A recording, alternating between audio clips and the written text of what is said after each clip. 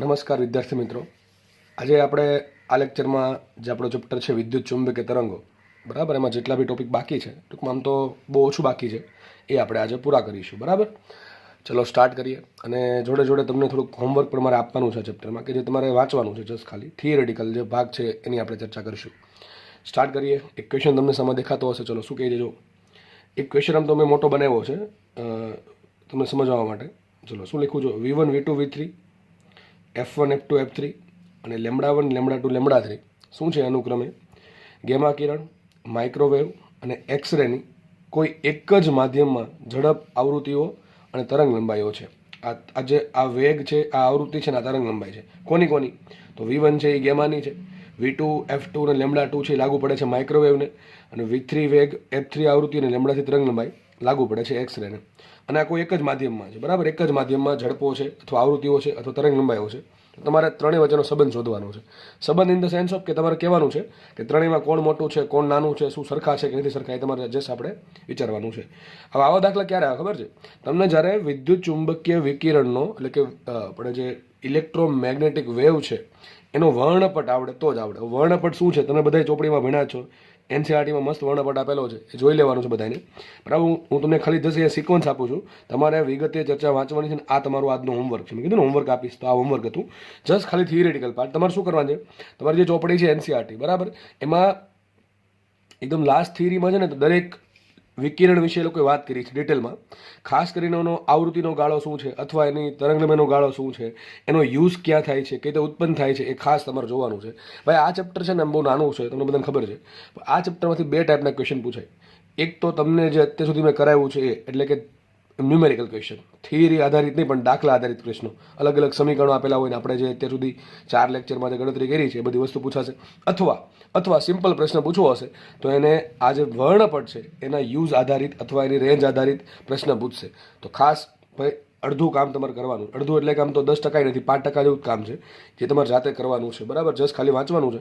એમ બી તમારા બોર્ડમાં થિયરી આવે છે, તમે એમ ભાઈ યાદ રાખવાની જ છે. બરાબર છે, તમને પ્રશ્ન પૂછાશે બોર્ડમાં કે ભાઈ એક્સરે અને માઇક્રો વિશે માહિતી લખીને એના ઉપયોગો જણાવો, તો તમે લખવા પડશે 2 માર્ક્સમાં. તો એ વસ્તુ અહીંયા પણ કરવાની છે. જસ્ટ ખાલી એના ઉપયોગો, એની રેન્જીસ શું છે એ કહેવાનું છે. મોટા ભાગનું કામ તમને ચલો હજી સરળ કરી દઉં છું. હું છે ને તમને લાઇનમાં આખો વર્ણપટ આપી દઉં છું, એ તમારે યાદ રાખવાનું જરૂરી છે. સૌથી વધારે ઉર્જા કોની પાસે હોય? ગેમા પાસે. કોની પાસે હોય? ગેમા પાસે. સૌથી વધારે ઉર્જા ગેમા પાસે હોય. એની પછી આવે એક્સરે. કોણ આવશે? એક્સરે. પછી આવશે યુવી. પછી આવશે દ્રશ્ય પ્રકાશ. પછી દ્રશ્ય પ્રકાશમાં ખબર છે ને આપણને સફેદ કલર છે એના 7 અલગ અલગ ભાગ પડશે. જાનીવાલી પીનારા, બરાબર, લખી દઉં છું જાનીવાલી પીનારા. જાનીવાલી પીનારા, આ દ્રશ્ય પ્રકાશની વાત થઈ ગઈ. એના પછી ઓછી ઉર્જા કોની આવશે? રાતા પછી આવશે કોની વારી આવશે? પારજાંબલીની. અરે પારજાંબલી નહીં, પેલો પારરક્ત, આપણે જેને ઇન્ફ્રારેડ કહીએ છીએ, ઇન્ફ્રા રેડ, બરાબર, આને કહેવાય લાઇટ વેવ. આ તો અલ્ટ્રાવાયોલેટ, આ એક્સરે, આ ગેમા રેઝ, બરાબર છે. આ 3 વિશે આપણે ચર્ચા કરી છે. ક્યાં યાદ કરો? પરમાણુ ચેપ્ટરમાં. પરમાણુ ચેપ્ટરની શ્રેણી યાદ કરો. લાયમન, બામર, પાશન, બ્રેકેટ, ફંડ. તો લાયમન અહીંયા આવતી હતી, લાયમન પછી બામર અહીંયા આવતી હતી. અને પાર રક્ત છે ને બહુ મોટો વિભાગ છે, બહુ મોટો વિભાગ છે. એનો જે સ્પેક્ટ્રમ છે ને બહુ મોટો વિસ્તારમાં ફેલાયેલો છે. એટલે એમાં 3 શ્રેણી આવી ગઈ હતી, બરાબર છે. લાયમન, બામર, પછી પાશવન, બ્રેકેટ અને ફંડ શ્રેણી. આઈ થિંક તમને બધું યાદ હશે, યાદ હોવી જોઈએ. તો ગેમા, એક્સરે, યુવી, દ્રશ્ય પ્રકાશ, પાર રક્ત. પછી લઈ લઈએ માઇક્રોવેવ. માઇક્રોવેવ છેલ્લે આવશે રેડિયો વેવ. રેડિયો વેવમાં ઘણા બધા ટાઈપ્સ પડે. શોર્ટ રેડિયો વેવ્સ છે, કે એમ્પ્લિટ્યુડ મોડ્યુલેટેડ રેડિયો વેવ્સ છે, લોંગ રેડિયો વેવ્સ છે, કે ટીવીના અને રેડિયોના રેડિયો વેવ્સ છે. એટલે અલગ અલગ ભાગ પડશે. આપણે જસ્ટ આટલી ચર્ચા કરીએ, બરાબર. તો જુઓ, એક વસ્તુ યાદ રાખજો, જેમ જેમ જેમ તમે નીચે જાઓ છો ને એમ છે ને ઉર્જા ઘટતી જાય છે. તો લખતો જાઉં છું અહીંથી, ઉર્જા ઘટશે. નીચે જશો એમ ઉર્જા ઘટે છે. નીચે જાઓ છો ઉર્જા બરાબર શું થાય? ઈ બરાબર HF હોય. શું હોય? ઈ બરાબર H ઇન્ટુ F. H તો અચળ છે, તો ઈ ચલો ક્યારે ઘટે? F ઘટતું હોય તો. એટલે અહીંયા આવૃત્તિ ઘટે છે. આ હકીકત શું છે ખબર છે? જે વિદ્યુત ચુંબકીય તરંગ છે ને બહુ મોટું આખું આમ ફેલાયેલા, શું કહેવાય, ઘણી બધી તરંગ લંબાઈ ધરાવતું હોય. જો કે આમ તો એમાં અનંત તરંગ લંબાઈ ગણી શકો તમે. તો આપણે એના ભાગ પાડી નાખો. આટલાથી એટલે તરંગ લંબાઈ હોય ને આ કિરણ કેવું, આટલાથી આટલી તરંગ લંબાઈનું એક્સરે કેવું, અથવા આવૃત્તિ આધારે કરી શકો. તો આ પ્રમાણેના ભાગ પડેલા છે, જેને આપણે સિમ્પલ કીધું વર્ણપટ, બરોબર, વર્ણપટ. તો યાદ રાખજો, ગેમા તરફથી જેમ જેમ રેડિયો તરફ જાઓ છો એમ ઉર્જા ઘટતી જાય છે, આવૃત્તિ ઘટતી જાય. તો સીધી વાત છે, તરંગ લંબાઈ વધતી જશે, બરાબર ને? તરંગ લંબાઈ વધશે, તરંગ લંબાઈ વધે. અને સેમ રીતે અહીંયા જાનીવાલી પીનારા, એમાં જા તરફથી જેમ રા તરફ જશો, બરાબર, જાંબલી કલરથી રાતો એટલે કે રેડ કલર તરફ જશો, બરાબર, એમ શું થશે? સેમ વસ્તુ, તરંગ લંબાઈ ઘટે, લેમડા ઘટે, પછી લેમડા વધે, ઘટે ક્યાં? લેમડા વધે, એફ ઘટે અને ઉર્જા પણ ઘટે. તો સૌથી દ્રશ્ય પ્રકાશ છે એમાં કયા પ્રકાશની ઉર્જા સૌથી વધારે હોય? જાંબલી કલરની. કયા પ્રકાશની ઉર્જા સૌથી ઓછી? રાતા એટલે કે રેડ કલરની. બરાબર, તો બધું યાદ રાખવાનું છે. જસ્ટ આટલું યાદ રહેશે ને તો ઘણા જગ્યાએ દાખલા આવડી જશે. બરાબર, તો આટલું જરૂરી છે. બાકી તમારે શું કરવાનું છે? તો ગેમા છે તેની રેન્જ હશે કંઈક, આટલાથી આટલી તરંગ લંબાઈ હોય તો એને ગેમા કહેવું. કાં તો તરંગ લંબાઈ યાદ રાખવી, કાં તો આવૃત્તિ યાદ રાખવી, બેમાંથી કોઈ એક યાદ રાખવું. બરાબર, પછી એક્સ રે તેની કંઈક રેન્જ હશે, યુવીની કંઈક રેન્જ હશે, એ બધાની રેન્જ યાદ રાખવાની છે અને દરેકના ઉપયોગો યાદ રાખવાના છે. જે મેન એના જે યુઝ થાય છે, બરાબર, ઉપયોગો, એ તમારે યાદ રાખવાના છે. બસ આટલું તમારે કરવાનું છે. જે તમારી બુકમાં આપેલું છે એ જ યાદ રાખવાનું છે, વધારે કંઈ યાદ રાખવાની જરૂર છે નહીં. બરાબર, હવે દાખલાની વાત કરીએ આપણે. તો આ દાખલો એટલા માટે લીધો છે મેં તમને કે આ તમને સમજાઈ શકું. બરાબર, તો વર્ણપટ ખાસ હજી જ કહું છું, જોઈ લેજો.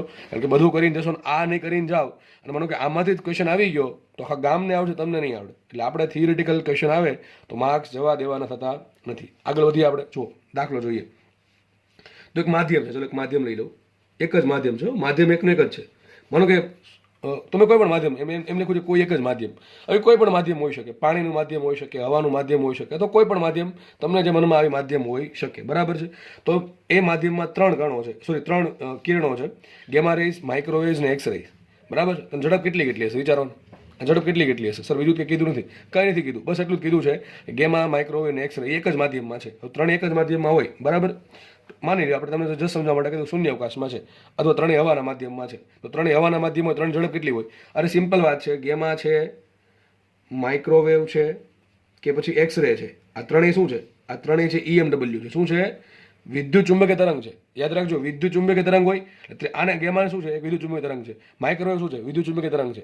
એક્સ રે શું છે? એ પણ એક પ્રકારનો વિદ્યુત ચુંબકીય તરંગ છે. તો વિદ્યુત ચુંબકીય તરંગ છે, ત્રણે એક જ માધ્યમમાં છે. આ સર એક જ માધ્યમમાં છે. તો ઝડપ કેટલી હોય? સરખી હોય. કારણ શું?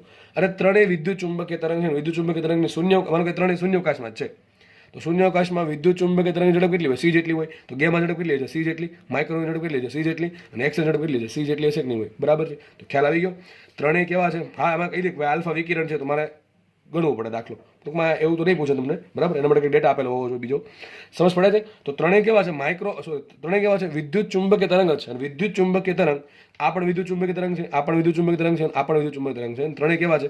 એક જ માધ્યમમાં છે. આ અલગ અલગ માધ્યમમાં હોય, મને કે પાણીના માધ્યમમાં હોય, હવાના માધ્યમમાં હોય, આ કોઈ બીજા અલગ માધ્યમમાં હોય, તો પછી દાખલો અલગ થાય. કારણ શું? આપણને ખબર છે V બરાબર શું આવે? C/N અથવા C/√μr ઇન્ટુ કે. અલગ અલગ માધ્યમ માટે અલગ અલગ આપણે સાપેક્ષ પરમિએબિલિટી અને ડાયઇલેક્ટ્રિક અચળાંક હોય તો અલગ અલગ વેગ આવે.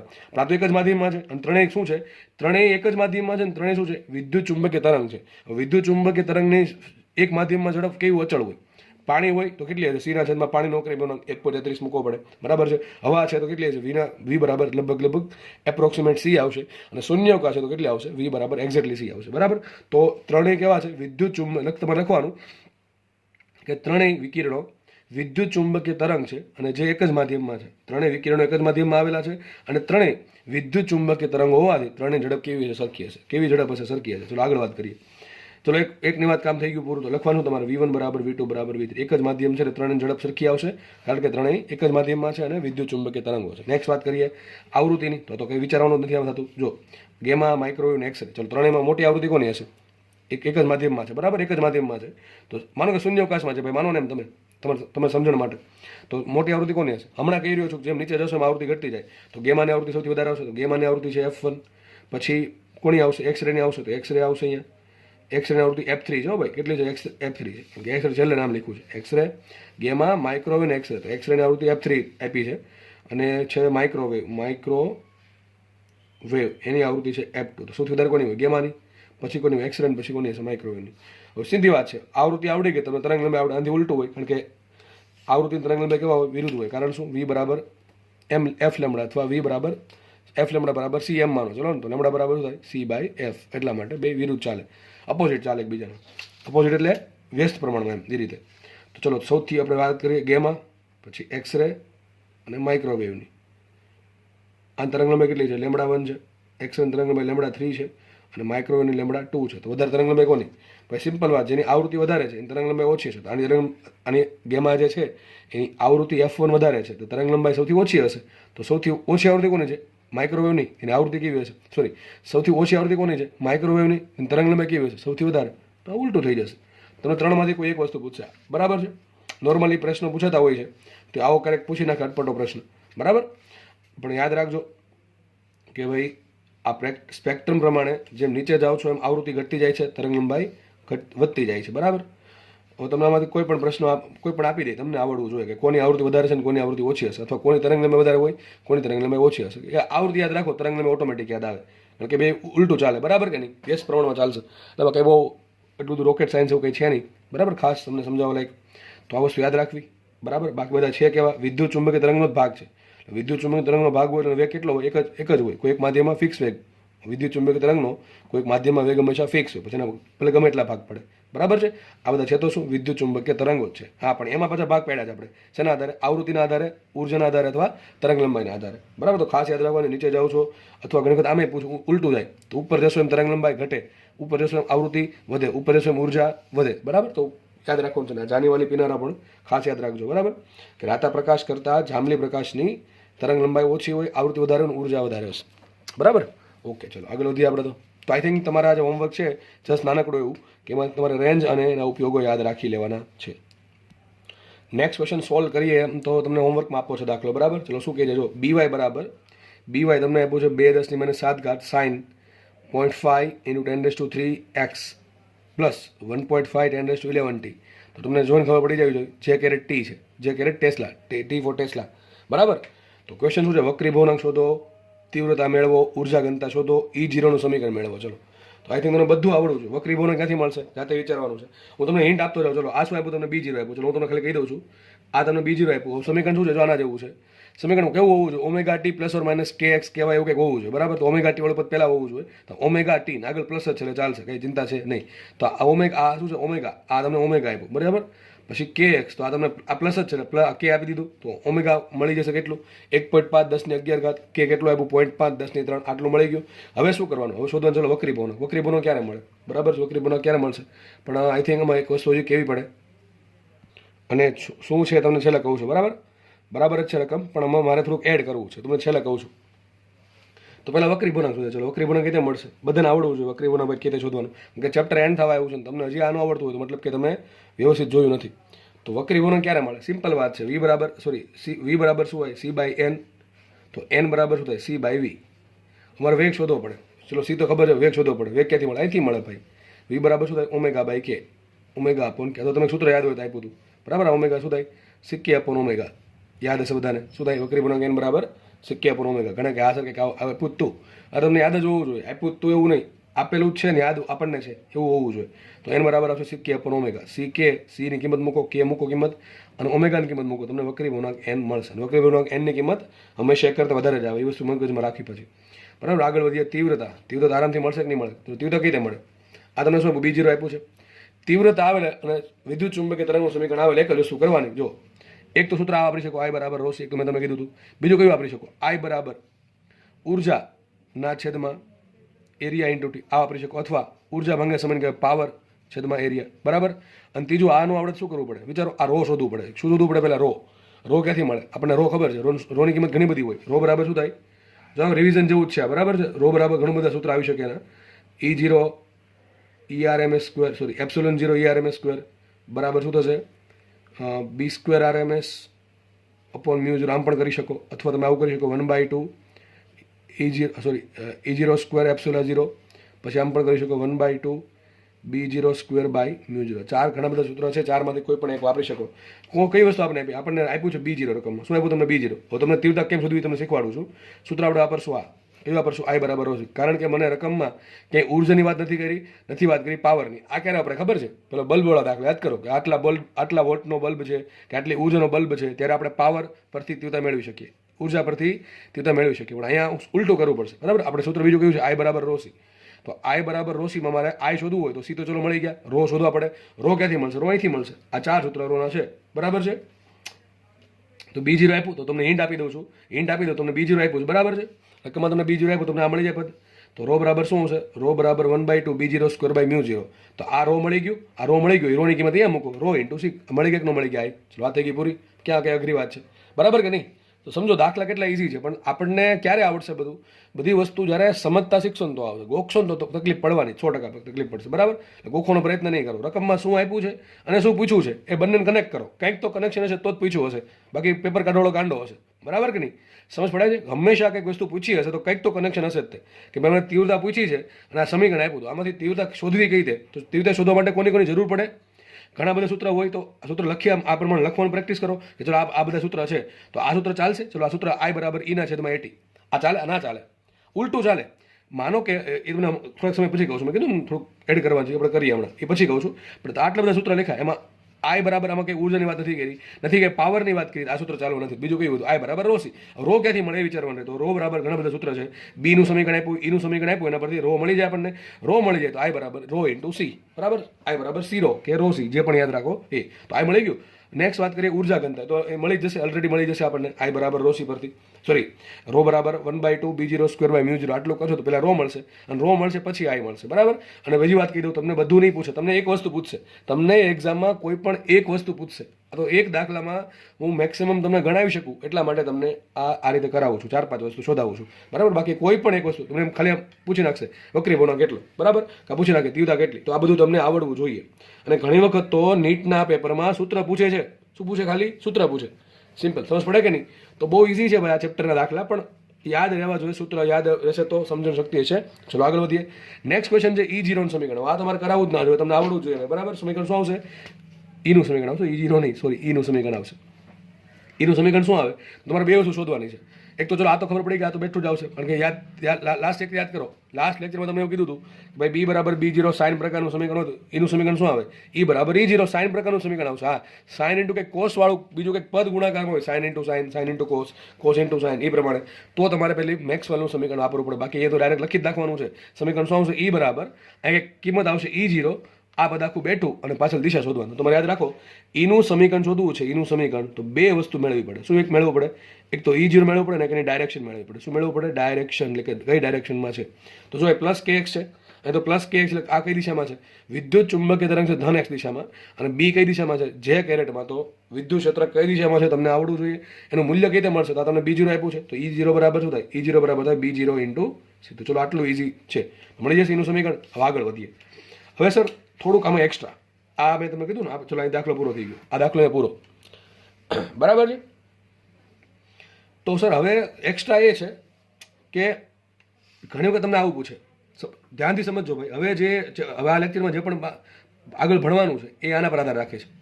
ઘણી વખત છે ને તમને આવું પૂછે, સપાટી પર લાગતું દબાણ, તમને યાદ હશે ને, અમે સૂત્ર તમને આપેલા છે. સપાટી પર લાગતું, સોરી, ચલો દબાણ હોય કે બળ હોય કે સપાટીને મળતું વેગમાન હોય. સપાટીને મળતું વેગમાન, આ ત્રણ વસ્તુ પૂછે તો શું કરવાનું સર? જુઓ, પહેલાં તમને સૂત્ર યાદ હોવું જોઈએ. ચલો વેગમાન સૂત્ર શું હતું? P બરાબર, તમને એમાં પેલો કેસ લેવા પડે કે મને કંઈ ઉપરથી E જેટલી ઉર્જા આવે. કેટલી ઉર્જા આવે છે? E જેટલી ઉર્જા આવે છે. આ E ઉર્જા છો, આ E ઉર્જા છે, આ વિદ્યુત ક્ષેત્ર નથી. એવું એક કામ કરવાનું કે નવું નામ આપી દઉં. ચલો U નામ આપી દઉં છું. ઘણી જગ્યાએ U નામ લખેલું હોય છે, U નામ આપી દઉં છું. તો U શું છે? ઉર્જા છે. સપાટી પર કેટલી ઉર્જા અપાય. તમને સૂત્ર E વાળું યાદ હોય કે વાંધો નથી, પણ ખાલી મગજમાં રાખજો કે આ E અને આ E બે અલગ અલગ છે. આ ઉર્જાની વાત કરું છું અને આ વિદ્યુત ક્ષેત્રની વાત કરું છું, બે વસ્તુ અલગ અલગ છે. તો માનો કે સપાટી પર U જેટલી ઉર્જા આપાત થઈ અને સપાટીએ સમગ્ર ઉર્જાનું શોષણ કરી લીધું, તો બહાર કેટલી જશે? 0 જશે. બરાબર છે? તો કેટલું વેગમાન મળશે? P બરાબર U/C. તો P1 બરાબર U/C આવશે, P2 બરાબર 0 આવશે. ડેલ્ટા P શું આવશે? ડેલ્ટા P બરાબર શું આવશે? P - 0. શું આવશે? P જ આવશે. તો P બરાબર U/C. બરાબર? ચલો એક તો સૂત્ર થઈ ગયું. પછી વાત કરીએ બળની. તો બળ તમને ખબર છે, ન્યૂટનનો ગતિનો બીજો નિયમ, F બરાબર શું થાય? Delta P delta T. બળ મળી જશે આના પરથી. અને વાત કરીએ દબાણની, તો P ફોર પ્રેશર, પ્રેશર કઈ રીતે મળશે? F/એરિયા. તો આ જસ્ટ આ જનરલ વસ્તુ છે, આગળ સમજાવેલી છે. અલગ અલગ કેસ લઈને ભાઈ સંપૂર્ણ શોષક સપાટી હોય શું થાય, સંપૂર્ણ પરાવર્તક સપાટી શું થાય, બરાબર, અથવા X% ભાગનું પરાવર્તન કરે તો શું થાય, એ જ વસ્તુની વાત કરું છું. લગભગ પહેલા કે બીજા લેક્ચરમાં સમજાવી છે, તમે થોડુંક જોઈ લેજો. ફર્સ્ટ અથવા સેકન્ડ લેક્ચરમાં, લગભગ સેકન્ડ લેક્ચરમાં છે આ વસ્તુ. બરાબર સર? આના દાખલા પૂછે શું કરવું પડે? જો તમે જુઓ, દાખલો ગતિ સ્ટાર્ટ થાય વેગમાનથી. વેગમાન મળે તો બળ મળશે, બળ મળે તો પ્રેશર મળે. બરાબર કે નહીં? વેગમાન મળે તો બળ મળે, બળ મળે તો પ્રેશર મળે. એક જ વખત 2 મિનિટ ખાલી ધ્યાનથી સમજી લો એટલે આનો ગમે એવો દાખલો આવશે તમને આવડી જશે. હવે સમજો, મારે વેગમાન શોધવું છે, તો ચલો એક વાત તો બાકી થઈ ગઈ, મને વેગમાન મળે પછી બળ મળે, બળ મળે પછી પ્રેશર મળે. સિમ્પલ, આપણે મનમાં યાદ રાખવા માટે અથવા સિક્વન્સ બનાવવા માટે એવું વિચારી શકીએ. હવે વાત કરીએ સર વેગમાન ક્યાંથી મળે? તો વેગમાન શોધવા માટે તમારે એક વસ્તુની જરૂર પડે, યુની. યુ શું છે? ઉર્જા. સપાટીને કેટલી ઉર્જા મળે શોધવી પડે. હવે ક્યાંથી મળે? રકમમાં તમને ચોખ્ખી આપી દે કે સપાટી પર આટલી ઉર્જા આપવા જ થાય, તો ચલો વાત થઈ ગઈ પૂરી. સમજો, તમે અલગ અલગ કેસ સમજો. જે પેપર સેટર હશે ને મગજમાં શું હશે કે આવું પૂછું, તો મારે તમે દાખલો બનાવો છો, તો હું તમને વેગમાન શોધવામાં મારે એવું વિચારું છે કે તમને વેગમાન શોધવાનો દાખલો ગણાવો છો, તો હું શું કરીશ, તમને યુ આપી દઈશ. યુ કેટલી રીતે આપી શકું? તો એના આપણે એની ચર્ચા કરીએ છીએ કે મારે વેગમાન શોધવા માટે જરૂર પડે ઉર્જાની. ઉર્જા યુ શું છે? સપાટી પર કેટલી ઉર્જા આપવાત થાય છે. યુ શું છે? સપાટી પર કેટલી ઉર્જા આપવાત થાય છે. હવે એમાંથી કેટલા ભાગનું શોષણ કરે, પરાવર્તન કરે, આપણે અલગ કેસ છે, આખો તમને સોલ્વ કરાવી દીધા છે, તમને એના સૂત્ર સોલ્વ કરાવી દીધા છે, બરાબર છે. હવે વાત કરીએ યુની, તો યુ તો તમને ડાયરેક્ટ આપી શકું. ચલો કે ભાઈ હું એમ કહું કે સપાટી પર 200 જૂલ ઉર્જા આપવાત થાય છે આટલા સમયમાં, બરાબર. તો એક તો યુ ડાયરેક્ટ આપી દેશે. માનો કે જે દાખલા પૂછાય છે એમાં યુ ડાયરેક્ટ નહીં આપે, તો શું કરવાનું? યુ ક્યાંથી મેળવવાનું? વિચારો. યુ મળે તો જ વેગમાન મળશે, વેગમાન મળે તો જ બળ મળે, બળ મળે તો જ પ્રેશર મળે. તો યુ શોધવાના બે રસ્તા છે. એક તો તમને ડાયરેક્ટ આપી દેશે, રકમમાં ડાયરેક્ટ આપી દે, તો અથવા ક્યાંથી મળશે? વિચારો, તમે જાતે વિચારો ક્યાંથી મળે? અહીંથી મળે. જો દેખાય છે, અહીંયા જો આઈ બરાબર શું છે?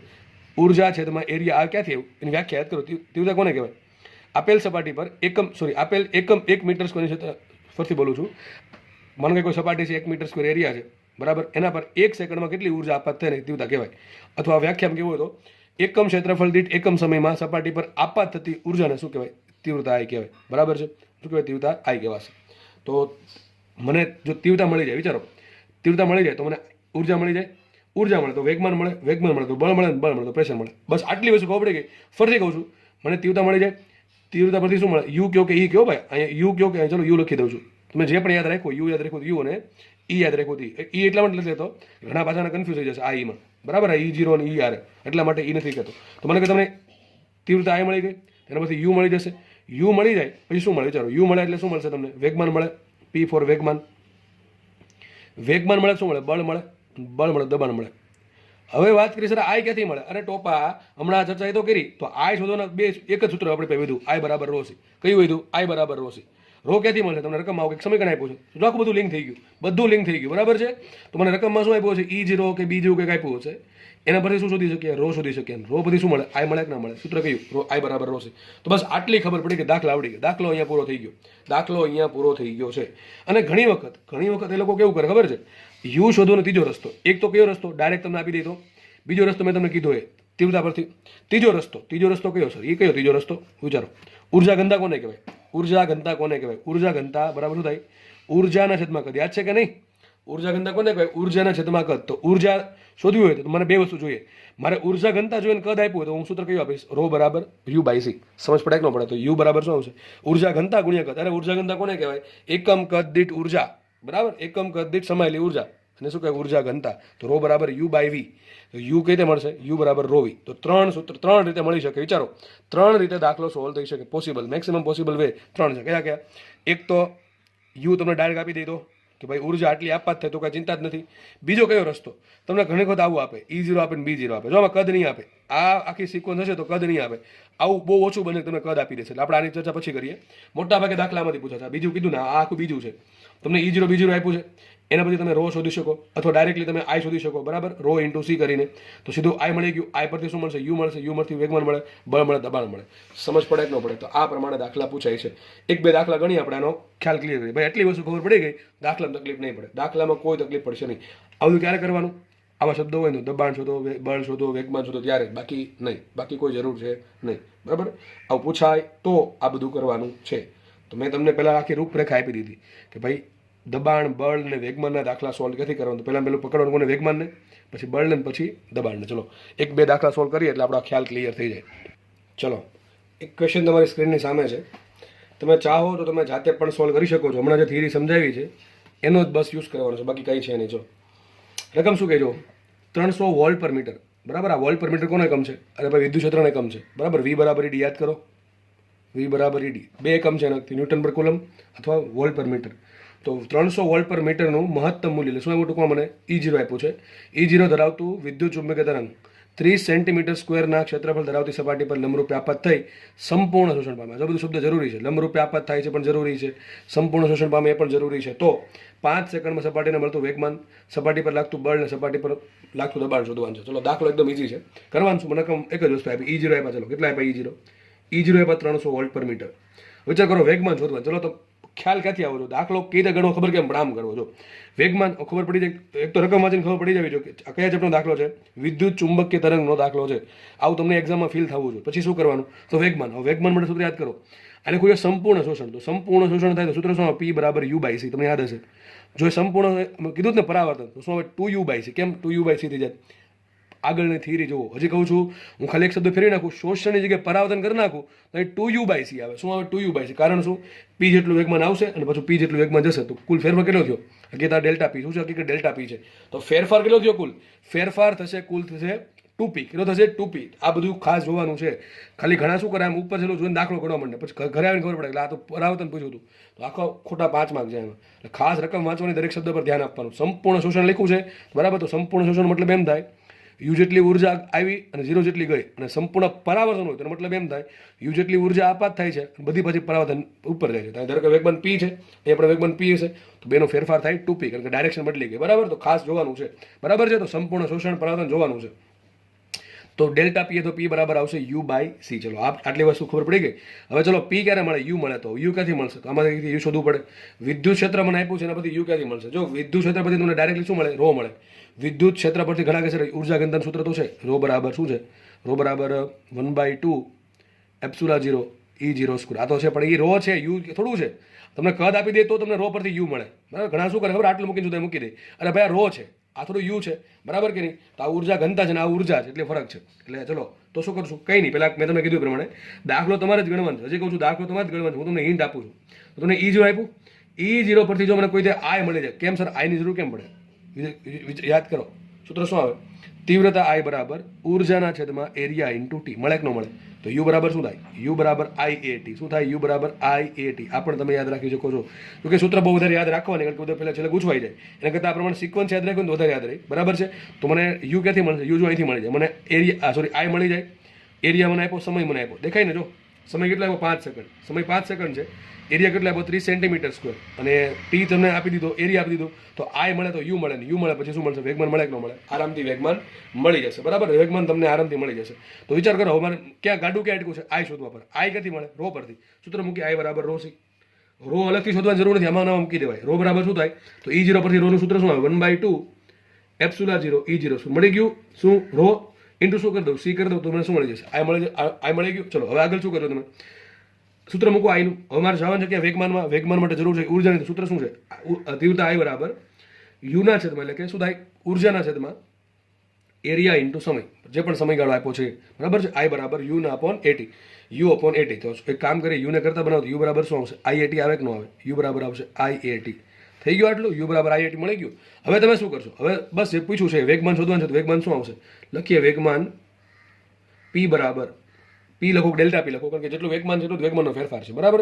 સપાટી પર ઉર્જાનું સંપૂર્ણ શોષણ થયું છે, જેટલું વેગમાન છે એટલું વેગમાનનો ફેરફાર છે. તો વેગમાન P બરાબર શું આવશે? વેગમાન P બરાબર, અને તમારે શોધવાનું શું? હંમેશા ડેલ્ટા P શોધવાનું, વેગમાનનો ફેરફાર જ શોધવાનો બરાબર રકમમાં. તો P બરાબર શું આવશે?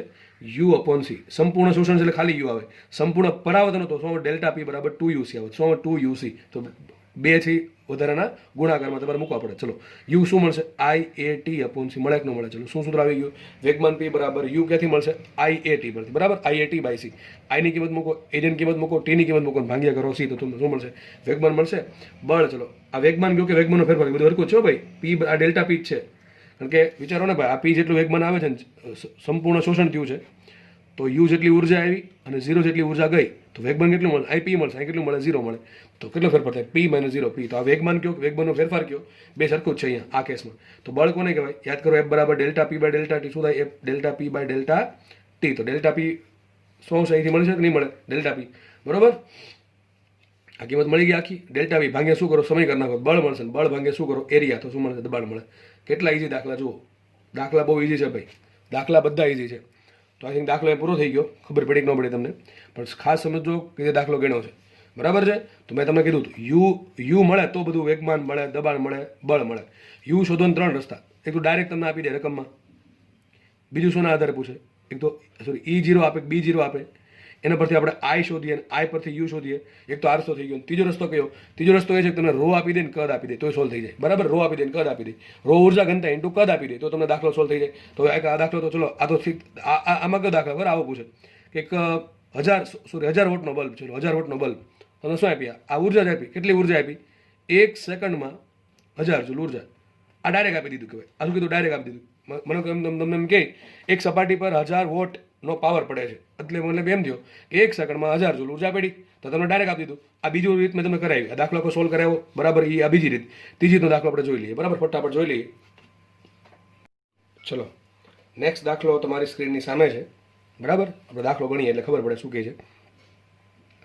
10 સેન્ટીમીટર સ્ક્વેર ક્ષેત્રફળ તથા 100 સેન્ટીમીટર લંબાઈ. જો એક નો નળાકાર આપ્યો તમને, આકૃતિમાં દર્શાવ્યા મુજબ આપેલો છે.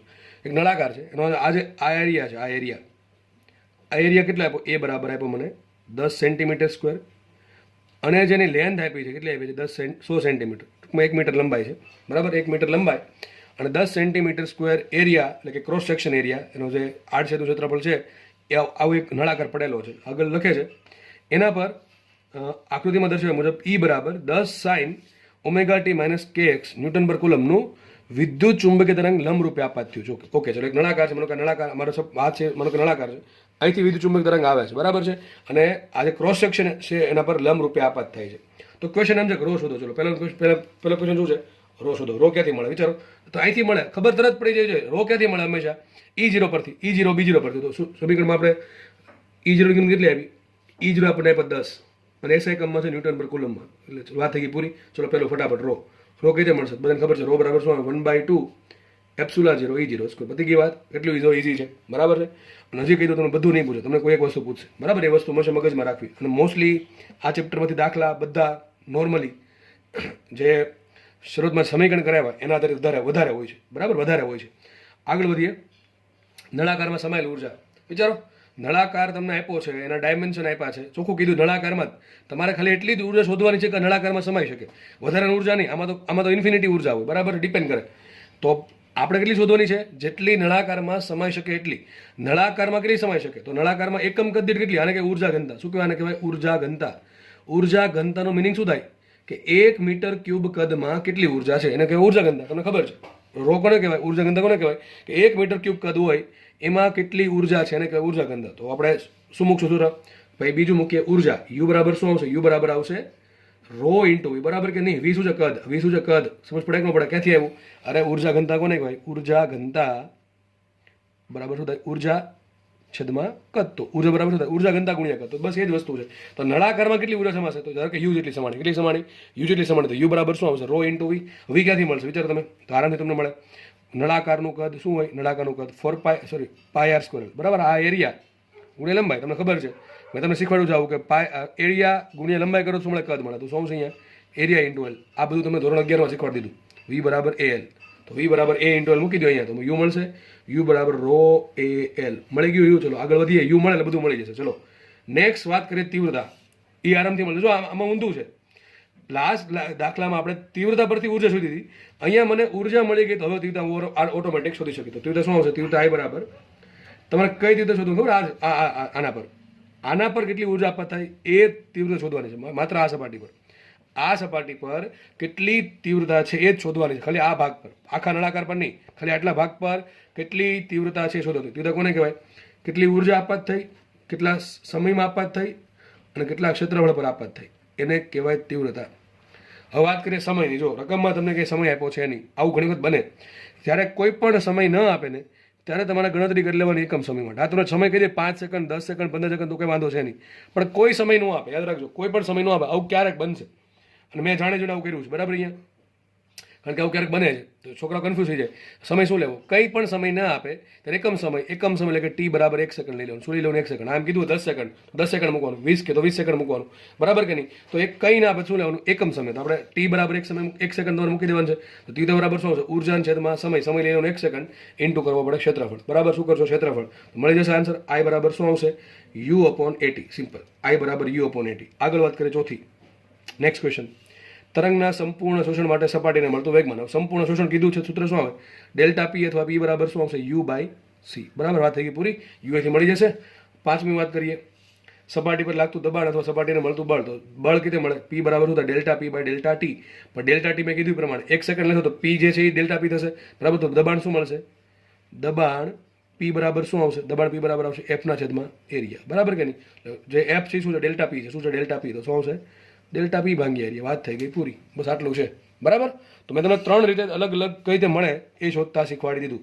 ડાયરેક્ટ તમને ઉર્જા આપી દીધી કે વાંધો નથી, તમને તીવ્રતા આપી દે તો કઈ રીતે ઉર્જા મળે શોધું, અને આપણે અહીંયા ઉર્જા ઘનતા પરથી કઈ રીતે દબાણ શોધું, બળ શોધું, દબાણ શોધું, વેગમાન શોધું એ મહત્વનું છે, બરાબર. ચલો, તો આપણે આ ચેપ્ટરનો લાસ્ટ ટોપિક, બરાબર, સ્થાનાંતર પ્રવાહ. બહુ ઇઝી ટોપિક છે, બરાબર છે, અને તમને બહુ શોર્ટમાં આપેલો છે, તમારે શોર્ટમાં જ ભણવાનું છે. સ્થાનાંતર પ્રવાહ બહુ એકદમ શું કહી શકાય, આમ દાખલા પૂછવાના ચાન્સ બહુ ઓછા છે આના, પણ પૂછાઈ જાય તો આમાં રોકડા માર્ક્સ આવશે, બરાબર છે. એક ચેપ્ટર છે 80 પરિપથો, બરાબર, જેમાં જ આપણે LCR આખું ભણવાનું છે કે ઇન્ડક્ટર હોય, રેઝિસ્ટન્સ R હોય અને કેપેસિટર C હોય, બધા ભેગા કરીએ તો શું અસર થાય. આપણે જે નોર્મલી આપણે જે પ્રવાહ વિદ્યુતમાં દાખલા ખાલી અવરોધના પૂછે અથવા ખાલી કેપેસિટરના દાખલા પૂછે તો એમાં એવું ન થાય, બરાબર. એમાં ઘણું બધું જોવું પડે, ફેઝ ને બધું ઘણું બધું જોવું પડે, એ ત્યારે જોશું, બરાબર છે. તો અત્યારે જસ્ટ સમજે સ્થાનાંતર પ્રવાહ કોણે આપ્યો તો? મેક્સવેલ આપ્યો તો. કોણે આપ્યો તો? મેક્સવેલ આપ્યો તો. તમારી સમજણ માટે એટલું કહી દઉં કે માનો કે એક કેપેસિટર છે અને 20 વોલ્ટની બેટરી છે. માનો કે કેપેસિટર છે અને 20 વોલ્ટની બેટરી છે. હવે આપણે શું કરીએ? કેપેસિટરને ચાર્જ કરીએ. શું કરીએ છીએ? કેપેસિટરને ચાર્જ કરીએ છીએ. જ્યારે પહેલાં કેપેસિટર ડિસ્ચાર્જ હશે પૂરેપૂરું. કેપેસિટર ચાર્જ કોને કહેવાય? એના પર એની જે પ્લેટ છે, જો દરેક કેપેસિટરની પ્લેટ પર એક વિદ્યુત ભારને સમાવી શકવાની મહત્તમ ક્ષમતા હોય. વધારે વિદ્યુત ભાર સમાવી ના શકે, એટલે વધારે વિદ્યુત ભારનો સંગ્રહ ના કરી શકે. તો દરેક કેપેસિટરની આ પ્રમાણે વિદ્યુત ભારને સંગ્રહ કરવાની ક્ષમતા છે. માનો કે વિદ્યુત ભાર પ્લેટ પર છે જ નહીં, આપણે કોની વાત કરીએ છીએ? સમાંતર પ્લેટ કેપેસિટરની. તો માનો કે એની પ્લેટ પર કોઈ વિદ્યુત ભાર નથી, તો અત્યારે સંપૂર્ણ કેવું છે? ડિસ્ચાર્જ છે. કેવું છે? સંપૂર્ણ ડિસ્ચાર્જ છે. હવે ધીમે ધીમે બેટરી જોડી, એટલે બેટરીમાં શું ઉત્પન્ન થશે?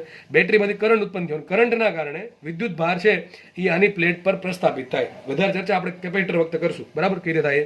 તો ધીમે ધીમે શું થશે? આની પ્લેટ પર વિદ્યુત ભારનું શું સંગ્રહ થતો જશે. પણ સંગ્રહ થયા જ કરશે ઇન્ફિનિટી સમય સુધી? ના, નહીં થાય. કે દરેક કેપેસિટરને એક સંગ્રહ કરવાની ક્ષમતા છે, જેને કહેવાય કેપેસિટી. અને કેપેસિટી પરથી શબ્દ આવ્યો કેપેસિટર, બરાબર છે. તો કેપેસિટર એટલે કેપેસિટી. શેની કેપેસિટી?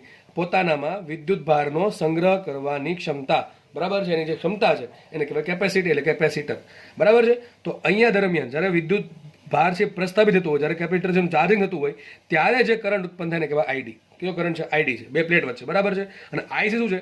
આઈસી છે પરિપથનો પ્રવાહ. શું છે? પરિપથનો. તમે બેટરી જોડી છે, ડેફિનેટલી અહીંયા તો કરંટ ફ્લો થશે જ તે. તો જે તમને ઇન શોર્ટ કહી દઉં, આઈડી બરાબર આઈસી. બસ તમે દાખલા આના જ પૂછો, બસ આઈડી બરાબર આઈસી. તમને ઘણી વખત પૂછે પ્રશ્ન આવો કે સ્થાનાંતર પ્રવાહ શોધો. હવે સ્થાનાંતર પ્રવાહ હોય કઈ નહીં, જે આઈસી છે એ જ પ્રવાહ શોધવાનો છે. તો આપણે પરિપથનો પ્રવાહ જેમ પ્રમાણ શોધીએ, બરાબર છે, અવરોધ શોધી નાખીએ, ઇન્ડક્ટર શોધી નાખીએ, કે આપણે કેપેસિટરનો અવરોધ શોધી નાખીએ, એ બધું મેં તમને કીધું એ પ્રમાણે XC, XL, XR, બરાબર. એ પ્રવાહ આપણે જ્યારે એસી ચેપ્ટર ચાલશે એમાં તમને વધારે ખબર પડશે, બરાબર છે. તો XL શોધી નાખો, XC શોધી નાખો, XR શોધી નાખો, બરાબર. એના પરથી તમને શું મળે? ઇમ્પિડન્સ Z મળે. અને Z પરથી આપણે શું કરીએ? Z બરાબર શું થાય? Z બરાબર V/I. આ બરાબર V/I, બરાબર છે. વધારે જતા ત્યારે કહું છું. માનો કે આ બધી કંઈ ખબર પડતી નથી અત્યારે, તો માની લો કે આ પરિપથમાં તમને અવરોધ આપેલો છે. શું આપ્યો? પરિપથમાં અવરોધ આપ્યો છે. અને તમને એમ કીધું ભાઈ કેપેસિટરનો અવરોધ 0 છે. માની લો કેપેસિટરનો પોતાનો અવરોધ 0 છે, બરાબર છે. તો મતલબ શું થયો કે આ પરિપથમાં શું છે? ઘણી કેપેસિટર ભૂલી જાઓ, એક અવરોધ છે R અને 20 વોલ્ટની બેટરી જોડી, તો તમને આઈસી મળે કે ના મળે? આરામથી મળે. I બરાબર થાય V/R. તો V ભાંગ્યા R કરો શું મળે? આઈસી. જેટલું આઈસી એટલે આઈડી હશે. હવે તમને જરૂર નથી રકમમાં તમને ખાલી કેપેસિટર પણ ખાલી કેપેસિટર જ આપે, તમને આવું બધું આપી શકે, તમને બીજું કેપેસિટર આપી શકે, અથવા કેપેસિટર આપ્યું એમ કીધું એનો અવરોધ પોતાનો કંઈક છે, એક ઇન્ડક્ટર આપ્યું એમ કીધું એનો કંઈક અવરોધ છે, તો તમારે આ બધું કરવું પડે. XL, XC, XR. પણ માનો કે એવું બધું નથી અત્યારે જોતા. આપણે સિમ્પલ સમજી લ્યો કે પરિપથનો જે પ્રવાહ છે એ સ્થાનાંતર પ્રવાહ છે. શું છે? પરિપથનો જે પ્રવાહ છે એ જ સ્થાનાંતર પ્રવાહ છે. એક તો આવું શું થાય? પહેલી વસ્તુ આ. બીજી વસ્તુ તમારા પાસે હજી કહું છું, દાખલાને પૂછશે તમારે શું કરવાનું? પરિપથનો જે પ્રવાહ છે એ જ તમારો સ્થાનાંતર પ્રવાહ છે. દાખલામાં ડિપેન્ડ કરે કયા કયા ચેપ્ટર પર આધારિત છે, બરાબર. ખાલી અવરોધવાળા પૂછ્યું મેં કીધું એ પ્રમાણે V/R કરો શું મળે? આઈસી મળે. અને આઈસી છે એટલો તો આઈડી છે. એક વસ્તુ આ થઈ ગઈ. બીજું તમને આમાં કેપેસિટરનો અવરોધ આપે, ઇન્ડક્ટરનો અવરોધ આપે, તો દાખલો આખો અલગ થઈ ગયો. તો તમારે ગણવો પડે એસી ચેપ્ટર આધારિત. કયા ચેપ્ટર આધારિત? એસી. એ આપણે ભણવાનું છે. એસી ચેપ્ટર આધારિત દાખલો આખો ગણવો પડે. અને ત્રીજી વાત કરી દઈએ, ઘણી વખત છે ને તમને ક્યુનો સંબંધ આપી દે, કારણ પછી વિદ્યુત ભાર છે એ કયા દરથી પ્રસ્થાપિત થાય છે. આઈડી એટલે શું થાય? આઈડી એટલે કેપેસિટરની પ્લેટ પર વિદ્યુત ભાર ક્યુ પ્રસ્થાપિત થવાનો દર. એટલે કેટલા દરથી વિદ્યુત ભાર એના પર સંગ્રહ થાય છે. એટલે શું આપણે તમને ખબર છે સૂત્ર શું હોય? Q બરાબર CV. સૂત્ર શું હોય? Q બરાબર CV.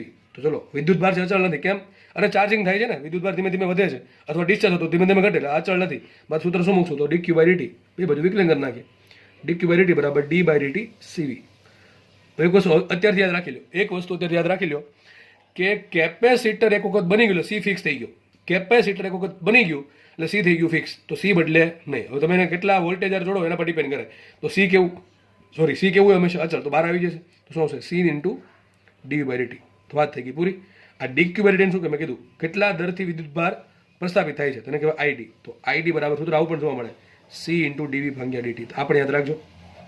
દાખલો કેવું ખબર આમાં તમને આવું આપી દે, વી કંઈક સમયનું સમીકરણ આપી દે, વી બરાબર 3t² + 2t + 1 છે અને સી આપી દે, તો આઈડી શોધો. આવડે કે ન આવડે? વી નું શું કરવાનું?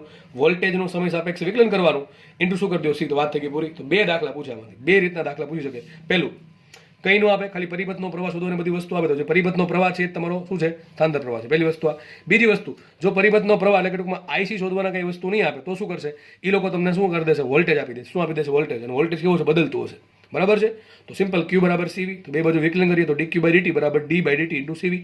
હવે સી કેવું હોય? હંમેશા અચળ, તો સી લઈ લીધું બહાર, તો શું વધે? C into dv by dt. આ વોલ્ટેજનો ફેરફાર થયો અથવા વોલ્ટેજનો દર થયો. કોના સાપેક્ષે?